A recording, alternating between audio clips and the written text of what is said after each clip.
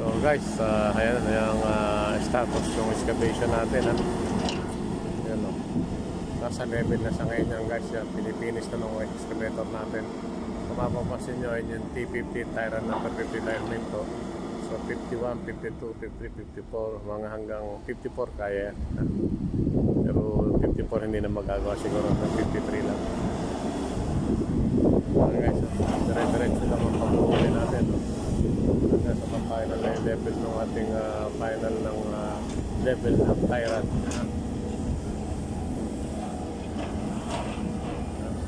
Dinadala na rin sa likod. So bukas ang umaga, sigurado na kapag install na kami ng Tyrant.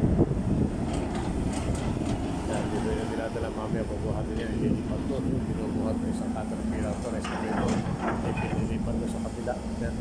Galing dito, pinilipat doon. Ayan na. Ganda na nung kita na natin yung level ng Tyrant guys. So, bukas umpisa na tayo magbukas ng hall ng Tyrant. So guys, magagaling itong mga operator natin, mga international operator ito guys. Ito yung contractor natin, may pinakamaking contractor dito sa bilil ng excavation. Sa contractor natin ito. Kailangan sa excavation yan.